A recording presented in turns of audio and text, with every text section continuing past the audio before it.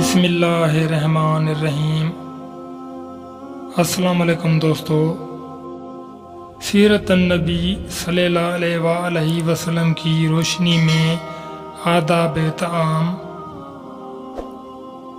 کھانا انسان کی بنیادی ضرورت ہے، اس کے بغیر چارہ نہیں، تاہم اگر اس کو دین کے احکامات کی روشنی میں کھایا جائے تو نہ صرف صحت و تندرستی کے لیے نافع ہوگا بلکہ عبادت بے شمار ہوگا، جو دین و دنیا دونوں کے لیے باعث خیر اور اجر و ثواب ہوگا۔ یہاں ہم آداب طعام کا جائزہ سیرت النبی صلی اللہ علیہ وآلہ وسلم کی روشنی میں لے رہے ہیں، تاکہ ہمیں معلوم ہو سکے کہ آپ صلی اللہ علیہ وآلہ وسلم کس طرح دسترخواں پر بیٹھ کر کھانا تناول فرماتے تھے۔ کھانا کھانے سے قبل ہاتھ دھونے چاہیے، کیونکہ طہارت اور نفاست کا تقاضا ہے کہ کھانے میں پڑنے والے ہاتھوں کی طرف سے طبیعت مطمئن رہے۔ یہ خیال رہے کہ دونوں ہاتھ کلائی تک دھونے چاہیے۔ بعض لوگ صرف ایک ہاتھ یا انگلیاں دھو لیتے ہیں، بلکہ بعض حضرات صرف چنکی دھونے پر اکتفا کرتے ہیں، مگر اس سے سنت ادا نہیں ہوتی۔ اسی طرح کھانے سے پہلے ہاتھ دھو کر پہنچنا بھی بہتر نہیں۔ بعض لوگ صبح سویرے اٹھ کر ہاتھ منہ دھوئے بغیر چائے پی لیتے ہیں، یہ بھی درست نہیں، کیونکہ ارشاد ہے صبح سویرے 3 بار ہاتھ منہ دھوئے بغیر کھانے کی کسی چیز کو ہاتھ نہ لگائیں۔ حضرت انس رضی اللہ تعالی عنہ فرماتے ہیں کہ رسول کریم صلی اللہ علیہ وآلہ وسلم نے فرمایا کہ جب تمہارے سامنے کھانا رکھا جائے اور تم کھانے بیٹھو تو جوتے اتار دو، کیونکہ جوتے اتار دینا پیروں کے لیے باعث راحت ہے۔ کھانا کھانے کے لیے کبھی ٹیک لگا کر مت بیٹھیے، ہمیشہ خاکساری کے ساتھ اکڑو بیٹھے یا 2 زانو ہو کر بیٹھیں، یا ایک گھٹنا بچھا کر اور ایک کھڑا کر کے بیٹھیے، کیونکہ آپ صلی اللہ علیہ وآلہ وسلم دسترخواں پر ہمیشہ اس طرح بیٹھتے تھے۔ آپ صلی اللہ علیہ وآلہ وسلم نے کبھی لکڑی کے سینے پر نہیں کھایا، اس لیے میز کے بجائے دسترخواں کو ترجیح دیجیے، کیونکہ یہ سنت نبوی صلی اللہ علیہ وآلہ وسلم ہے۔ کھانا شروع کرنے سے قبل بسم اللہ الرحمن الرحیم پڑھنا سنت ہے۔ اگر بھول جائیں تو یاد آنے پر بسم اللہ اول تا آخر کہہ لیجئے، کیونکہ جس کھانے پر خدا کا نام نہیں لیا جاتا اس کو شیطان اپنے لیے جائز کر لیتا ہے اور اس میں برکت بھی نہیں ہوتی۔ اگر بسم اللہ بلند آواز میں کہہ لی تو مفید ہے، اس سے دوسرے ساتھیوں کو بھی ایک طرح کی یاد دہانی ہوگی اور وہ بھی بسم اللہ پڑھ سکیں گے۔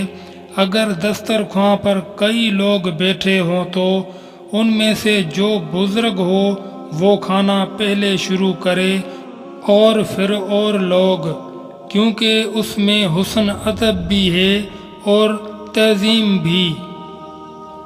کھانا جب ذرا ٹھنڈا ہو جائے تب شروع کرنا چاہیے۔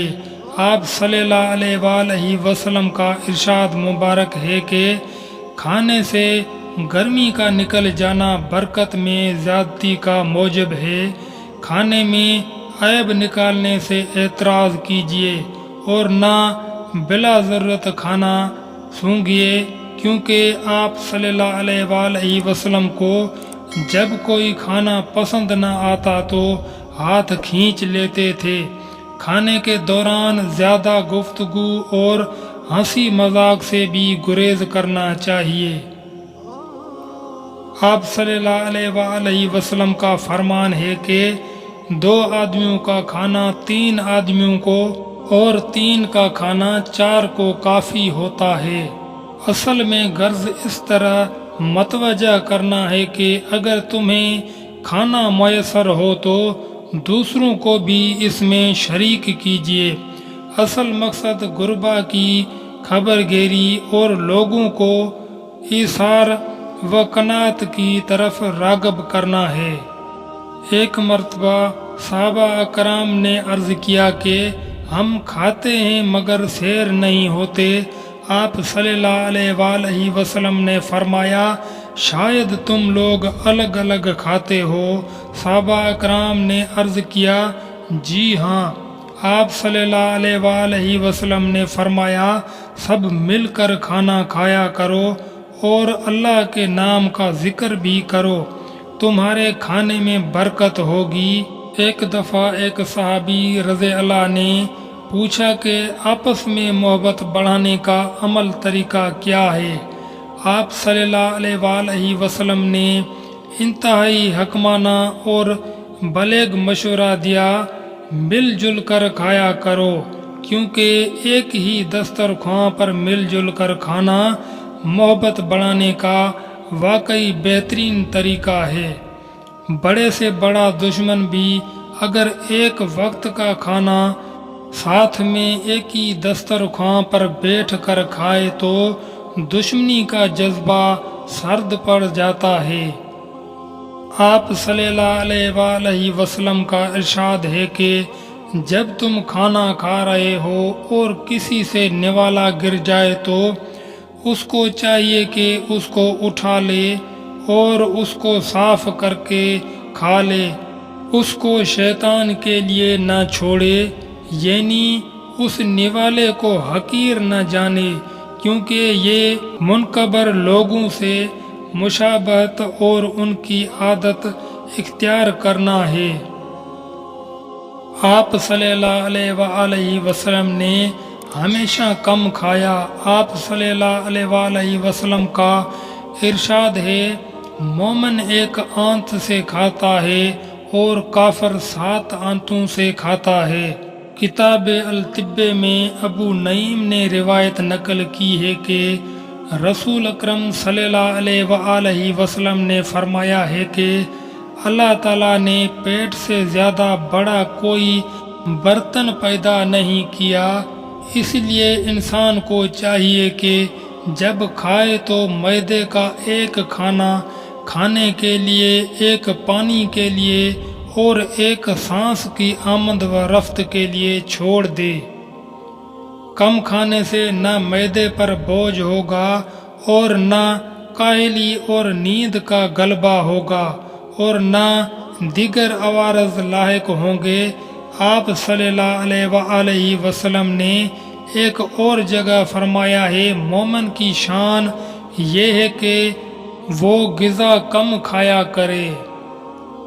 آپ صلی اللہ علیہ وآلہ وسلم جب لوگوں کے ساتھ مل کر کھاتے تھے تو سب سے آخر تک کھانے والے شخص ہوتے تھے، یعنی دسترخوان پر موجود دوسرے لوگوں سے پہلے اپنا ہاتھ کھانے سے نہیں کھینچتے تھے بلکہ آخر تک کھاتے رہتے تھے، اور اس طرح کھانے کے آخر تک سب کا ساتھ دیتے تھے تاکہ دوسرے لوگ شرم و لحاظ میں کھانا نہ چھوڑ دیں اور سب سیر ہو کر کھائیں۔ حضرت ابن عمر رضی اللہ تعالی عنہ فرماتے ہیں کہ رسول کریم صلی اللہ علیہ وآلہ وسلم کے زمانے میں ایسا بھی ہوتا تھا کہ ہم چلتے پھرتے کھاتے تھے اور کھڑے ہونے کے حالت میں پانی وغیرہ پی لیا کرتے تھے۔ اس حدیث کی شرح علماء نے لکھا ہے کہ چلتے پھرتے کھانا اور کھڑے ہو کر پینا اصل میں جائز تو ہے، لیکن زیادہ بہتر اور پسندیدہ یہ ہے کہ اس سے اجتناب کیا جائے، کیونکہ یہ نہ صرف خلاف ادب ہے بلکہ آپ صلی اللہ علیہ وآلہ وسلم نے ہمیشہ دسترخوان پر بیٹھ کر کھایا ہے۔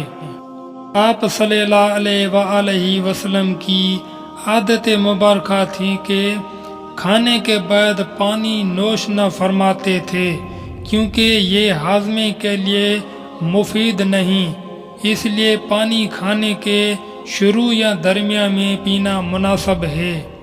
پلیٹ میں جو کھانا رہ جائے اگر رقیق ہو تو پی لیجئے، ورنہ انگلی سے پلیٹ صاف کرنا چاہیے، کیونکہ آپ صلی اللہ علیہ وآلہ وسلم نے فرمایا کہ جو شخص پیالی یا کشتری وغیرہ میں کھائے اور انگلیوں سے اس کو چاٹ لے تو وہ پیالہ اس کے لیے استقار کرتا ہے۔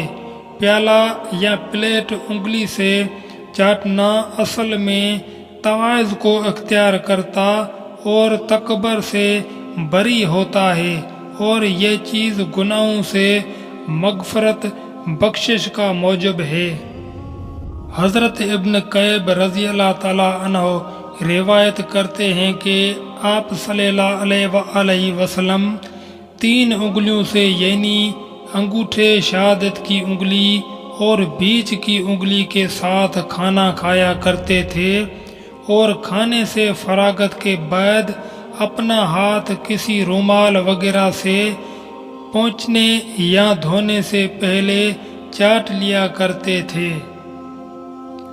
حضرت ابو ہریرہ رضی اللہ تعالیٰ عنہ فرماتے ہیں کہ کھانے کے بعد ہاتھ دھونے کی تاکید ہے، اس سے نہ صرف ہاتھ سے چکنائی دور ہو جاتی ہے بلکہ اس کی بو بھی ختم ہو جاتی ہے اور پاکی اور طہارت بھی حاصل ہوتی ہے۔ آپ صلی اللہ علیہ وآلہ وسلم فرماتے ہیں کہ جس کے ہاتھ میں کھانے کی چکنائی ہو اور وہ دھوئے بغیر سو گیا اور اسے نقصان پہنچا تو وہ اپنے آپ کو ہی ملامت کرے۔ کھانے کے بعد گلی کرنا بھی مستحب ہے۔